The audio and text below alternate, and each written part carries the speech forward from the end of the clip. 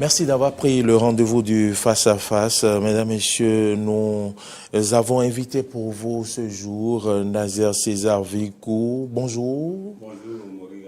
Vous êtes journaliste, vous êtes directeur de publication du journal Le Pays Émergent. Vous tenez à ce titre-là, reporter sportif. Absolument. C'est mon domaine, c'est le domaine dans lequel j'excelle le plus. C'est pourquoi je tiens beaucoup à ça. Il faut le reconnaître, vous nagez dans toutes les eaux, vous êtes capable de faire des analyses, que ce soit politique, sportive et tout. Tout à fait. Et donc, c'est à ce titre-là que nous vous invitons dans ce studio pour donc faire l'analyse de cette nouvelle, de cette décision prise donc par le président Boni Yayi, l'ancien président de la République, président d'honneur des Forces Cori pour un Bénin émergent comme une traînée de poudre. Cette décision est devenue une réalité puisque c'est sur sa page Facebook qu'il a donc posté, qu'il a donc écrit qu'il démissionne donc de ce parti. C'était ce dimanche. Dites-nous quels sont les éléments qui peuvent amener l'ancien président d'honneur, celui-là même qui a été à la base de cette création du parti Force Cori pour un Bénin émergent, à démissionner aujourd'hui de ce parti. Comme vous l'avez dit tout à l'heure, c'était comme une traînée de poudre et l'information a fini par être une vérité. Et comme beaucoup de Béninois, je ne suis pas militant de FCBE, mais c'est comme un coup de massue sur la tête. Et tout le monde était surpris et tout le monde, on dirait que tout le monde a été pris de coup parce que la décision intervient à un moment où le parti FCBE, en griffe, se préparait pour affronter les prochaines joutes électorales. Vous savez, j'ai suivi un peu, après la déclaration de Boni Yayi, j'ai suivi un peu la réaction de l'ancien porte-parole Noureni Achade qui a dit la même chose. Au même moment, il se dit, il a exprimé un peu le sentiment, ce que ressentait l'ancien chef d'État, parce que Boni Yayi, il a été l'initiateur. C'est autour de lui qu'a été formé, qu'a été créée cette formation politique. Et les années 2000, c'est le parti qui lui a permis d'être après 2006 tout à l'heure. Oui. Et l'idée est partie, selon mes indiscrétions, depuis 2003-2004. Et aujourd'hui, vous voyez ce qui se passe autour du parti. On accuse, il a deux ailes, si je peux m'exprimer ici, l'aile Azatassou et l'aile Paul Humpé. Et Yayi Boni ne comprend pas pourquoi aujourd'hui, ceux-là que j'ai fabriqués, ceux-là que j'ai faits, ceux-là qui ont servi sous moi, aujourd'hui, ils ne suivent pas mes consignes, mes directives. Il est bien vrai, c'est lui le président d'honneur, on ne refuse pas. Du retour de l'extérieur, il a donc convoqué une réunion pour réunir ces fils-là, ces membres du parti, afin qu'ils ne parlent d'une seule voix. Mais oui, apparemment, ça n'a pas. Il a tenté de recoller le morceau parce que la pomme de discorde, c'est le fameux récépissé, parce que Yayi Boni n'était pas là quand l'aile Humpé avait tenté d'avoir le récépissé. Au même moment, l'autre camp, le camp Azatassou, disait que ce n'est pas un récépissé. On ne peut pas, parce que ce sont les exigences de la nouvelle loi. Il faut faire un congrès, ce qu'exigeait l'autre, elle fidèle à Yayi Boni, bien sûr. Donc, ils ont essayé de faire tout ce qu'ils pouvaient faire, mais quand ils avaient obtenu le fameux récépissé, les autres ont dit non. Comment ils ont? Parce que vous voyez, Paul Humpé n'était pas le secrétaire exécutif du parti. Donc c'est comme si c'était un congrès en catimini qui s'est déroulé. Et puis ils ont fait le procès verbal, ils ont envoyé au ministère de l'Intérieur. Et puis ils ont dit pourquoi avoir fait se comporter de la sorte et puis écarter les autres, ceux qui n'ont pas digéré au même moment. Je ne sais pas si vous avez souvenance de ces deux correspondants de Komi Kouché et de Dianontin à Gossou, qui sont actuellement en exil. Et voilà là où les problèmes avaient commencé. Et quand Yayi Boni est rentré, j'ai eu à discuter avec... Est-ce que les autres ont été écartés ou bien est-ce qu'ils étaient favorables à un tel processus? Non, s'ils étaient favorables, ils auraient pu le faire depuis longtemps. Non, les autres se disent très fidèles à Boni Yayi parce que Yayi Boni n'est pas là. Je vais faire un peu Il fallait attendre la décision du président d'honneur. d'honneur. Oui, parce que c'est lui qui décide de tout. Bien, même on a dit qu'il est président d'honneur parce que c'est lui qui a fait le parti.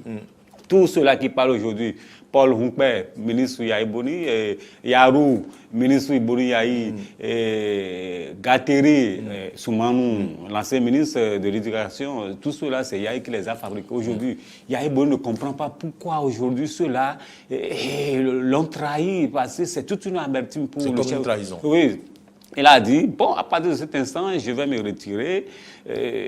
Plus personne ne va utiliser mon image, mon nom pour faire tout cela. Oui, absolument. Et ça ne va pas s'arrêter là. Je me mue parce que je sais qu'après les élections communales qui viennent, il y aura aussi le problème de logo qui va se poser. Le Kori a une histoire. D'accord. Le Kori, ce n'est pas un truc qui a été donné au hasard au parti. Et je ne suis pas dans le secret des dieux, mais allez demander aux gens, les fidèles de... On sait que le président il tient beaucoup à son logo, à son Kori. Kori veut dire beaucoup de choses. Donc je crois que ce qui se passe, c'est vraiment dommage pour ce grand parti.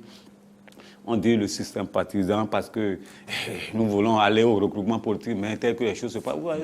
On ne comprend pas comment les dernières élections législatives, tout est parti aussi de là. Un parti politique comme le FCB, la plupart de ces députés qui sont aujourd'hui à l'Assemblée, ils ont été élus sous la bannière de FCB. Ce parti qui soit écarté des dernières élections législatives, ça fait beaucoup de bruit, ça continue de faire polémique. Je crois que le parti FCB, que ce soit elle Hunkpe ou elle Assatassou, le bout du tunnel n'est pas encore pour demain. Et quel sera donc l'impact de cette démission du président Boni Yahi sur ce parti qui donc, dans les prochaines semaines, doit aller aux élections si tout va bien? Est-ce que les militants, que va-t-on dire aux militants au cours de ces campagnes? Puisque ce parti, donc, bien qu'étant un parti du président Boni Yahi qui, donc, aujourd'hui démissionne, que va-t-on dire? Quel message va-t-on dire alors aux militants? L'effet négatif, le néfaste est déjà là sur le terrain. J'apprends déjà dans les coulisses qu'il y a une vague de démission dans certaines localités à Cotonou.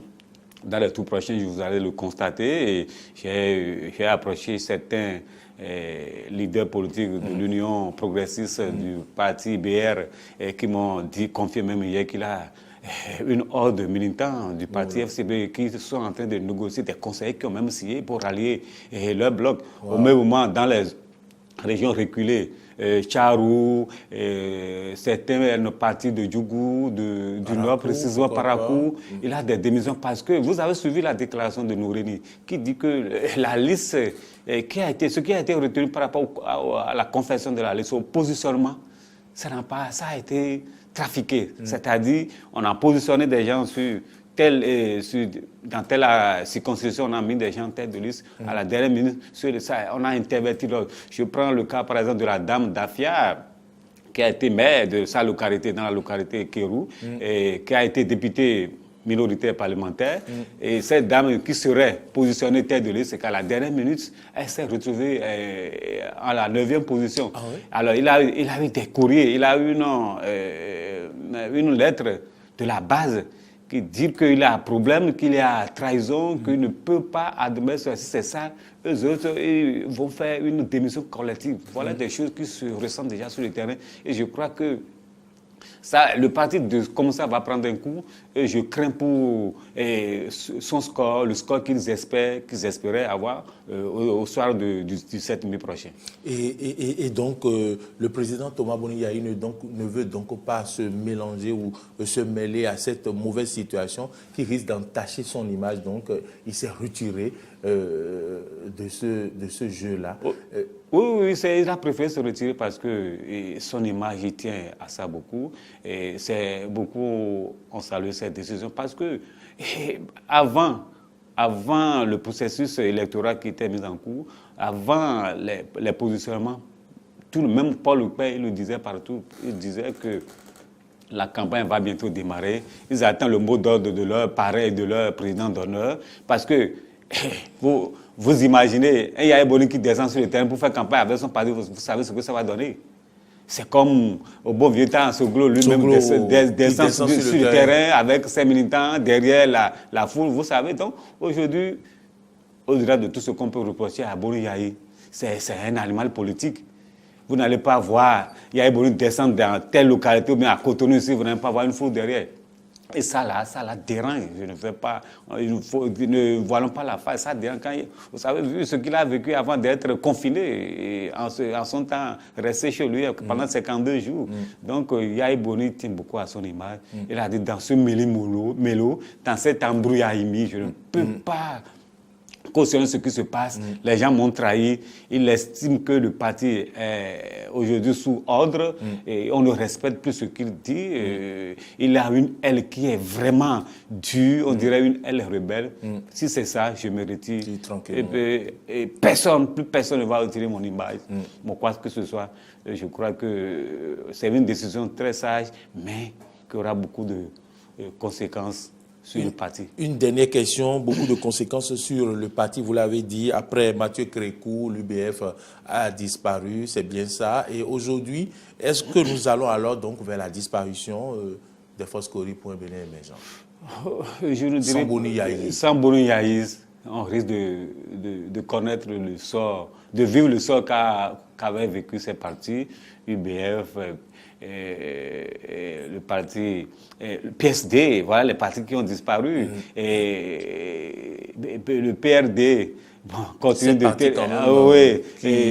est en train de tenir. Ils se sont laissés aller à la réforme du système partisan. Oui, je crois que FCB, je ne dirais pas que le parti FCB va disparaître, mais parce que sans Boni Yayi, puisqu'il a un problème qui se pose, il a un problème de récépissé. Il a un camp qui dit qu'on a le récépissé, l'autre camp protège donc que ce récépissé-là ne répond pas.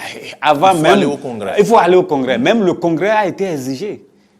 Selon ce que selon mes indiscrétions, Yayi Boni tient à ce que le Congrès ait lieu avant les élections. Ce que les autres n'acceptent pas, les autres là ne sont pas, parce qu'ils savent que si jamais ils vont au Congrès, il y aura beaucoup de choses qui vont se passer. On risque même de le destituer de leur position actuelle. Même Paul Hunkpe peut même perdre son poste de secrétaire de Seine. Vous voyez, il a d'autres de l'autre côté qui se réclament une certaine crédibilité. Pensez-vous que cette situation peut faire donc courber les chines au camp Paul Hunkpe? Absolument, parce que sur le terrain, il y aura des contre-campagnes. J'ai parlé tout à l'heure des démissions qui sont en vue. Et ce que nous ne souhaitons pas. Mais dans l'homme du Nord, je ne fais pas une discussion, mais quand vous allez dans le Bénin profond, il y a certains qui vont rester fidèles à Boni Yayi, quoi qu'on dise. Parce que Boni Yayi, au-delà de tout ce qu'on peut lui reprocher, c'est lui qui les a fait. Ils se disent, voilà, j'ai été positionné sur la liste FCBE dans ma commune. J'étais peut-être de tête de liste, titulaire numéro 1. Et à ma grande surprise, je me retrouve en quatrième position. Ça va frustrer. Donc, toutes ces frustrations-là sont en train de créer déjà des problèmes. Et des démissions sont attendues. Ce qui n'est pas bon pour le parti à l'heure où nous sommes. Alors que les élections, c'est dans quelques jours, dans quelques heures. Et à cette allure, vraiment, la débâcle, on ne le souhaite pas parce que on dit que FCB, c'est le parti de l'opposition, mais il faut que les choses se passent. Alors, Boni Yayi, il faut bien lire son message. Il dit, je ne vais pas m'associer à quoi que ce soit. Et je vois que le parti est déjà sous. C'est-à-dire, il a parlé de la coupable de l'actuel chef d'État qui serait entré. C'est comme si Paul Hunkpe est manipulé. Oui, vous voyez, non? Alors qu'on a dit, le parti, dans un premier temps, avait dit, nous ne sommes plus de la résistance, nous ne sommes plus de l'opposition. Vous avez ces problèmes-là. Alors qu'il y a un bon continue de dire, je suis de l'opposition. Il ne veut pas se faire mélanger à cette confusion. Tout à fait. Très voilà bien. Nazer César Vikou, merci d'être venu opiner sur cette question, de venir opiner sur cette analyse de cette prise de décision par Thomas Boni Yayi de démissionner des Foscori pour un Bénin émergent. Votre mot de fin? Oui, mon mot de fin, c'est d'inviter tout le monde à la sérénité. Mon souhait, ce n'est pas de voir le parti FCBE disparaître parce que la plupart de ces parlementaires, même s'il y a de nouvelles têtes, la Boni, le Parti FCBE a fait beaucoup de ces politiciens-là, même si au Bénin, vous savez, la transhumance, le chef de l'État qui est là aujourd'hui, demain, s'il n'est plus au pouvoir, les mêmes vont encore dire il n'a rien fait, et celui qui est venu, c'est lui, notre Dieu, c'est nous, notre bienfaiteur. C'est comme ça la politique au Bénin. Je crois que ce qui se passe actuellement, tout un chacun de nous doit prendre conscience et savoir que le Bénin, c'est pour nous tous, et que le parti FCBE, que le CAM puisse revenir, et qu'au soir du 17 mai, véritablement, que le parti sorte avec tant nombre de conseils. Nazer César Vicou, merci. Nous vous avons reçu ce mardi sur Face à Face. Vous êtes journaliste, directeur de publication du journal Le Pays Émergent, reporter sportif. Merci d'être venu. Merci beaucoup. Eh bien, mesdames, messieurs, merci de nous avoir suivis. C'est déjà fini pour le Face à Face. À présent, je vais accueillir avec beaucoup de plaisir Laurette Kankangbe et Laurent Roland Tonneikes sur ce plateau pour la suite de cette émission.